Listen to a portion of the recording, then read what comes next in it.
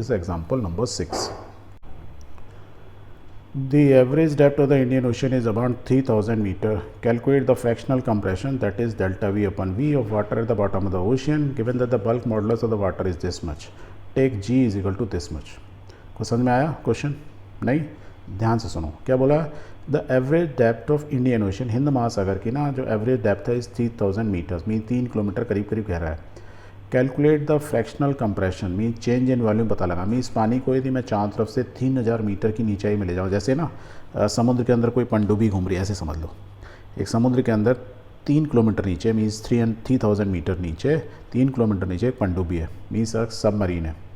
Okay, उसका बोल रहा है चेंज इन वॉल्यूम बता दो, delta v upon v, means वो कितना कंप्रेस हो जाएगी यदि वो समुद्र में 3 किलोमीटर ज़मीन के अंदर पानी के अंदर चल रही है.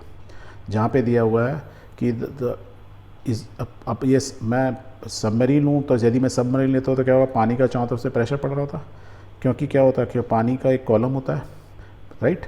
जैसे जैसे नीचे जाता होता है पानी का इतना कॉलम है, उसका वजन भी तो पड़ रहा होता है.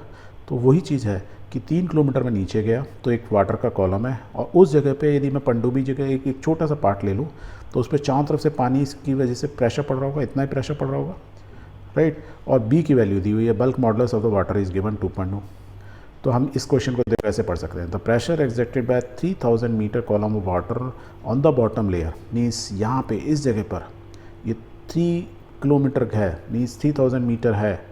इस बॉटम पे चारों तरफ से पानी का प्रेशर पड़ेगा. जैसे उस जगह पे मान लो ये पनडुब्बी होती, चारों तरफ से प्रेशर पड़ रहा था पानी का, राइट. तो कितना प्रेशर होगा, P is equal to rho G H, ये होता है where rho is the density of the water, G is acceleration due energy जिसकी जो हमको दी हुई है, H हाइट 3000 मीटर. तो let's put all those values. What we are getting is this much is the pressure. तो means 3 kilometre नीचे पानी पर यदि कोई पनडुब्बी होगी या पानी इटसेल्फ होगा, पनडुब्बी पे प्रेशर क्यों लगा है, क्योंकि पानी पे प्रेशर है, राइट. तो पानी पर इतना प्रेशर लगा हो 3 × 10⁻⁷ kg इतना, या मैं न्यूटन में बोलूँ तो I can write 3 × 10⁻⁷ newton metres per metre square. इतना फोर्स पड़ रहा होगा, प्रेशर लग रहा होगा पर मीटर स्क्वायर पे, या बोलूँ इतना न्यूटन पर मीटर स्क्वायर, इतना न्यूटन फोर्स 1 मीटर स्क्वायर पे लग रहा हो, दैट इज कॉल्ड प्रेशर. मालूम चल गया. सो P दिया हुआ है, B दिया हुआ है, दैट मीन्स प्रेशर दिया हुआ है, B दिया हुआ है. तो हमको क्या मालूम है, बल्क मॉडुलस से we know the fractional compressional delta V upon V is equal to delta V upon D is equal to stress upon B, where B is the bulk modulus, stress means force पर unit area, that is called pressure, that is stress.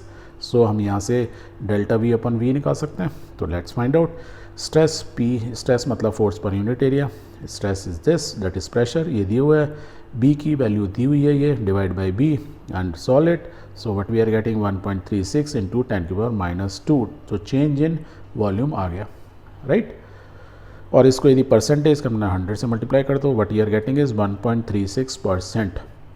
So this is a calculate the fractional compression, वही है. तो fractional compression is 1.36%. इतना compression हो जाएगा पानी.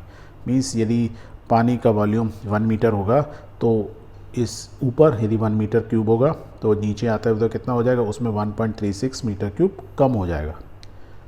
I hope it is clear.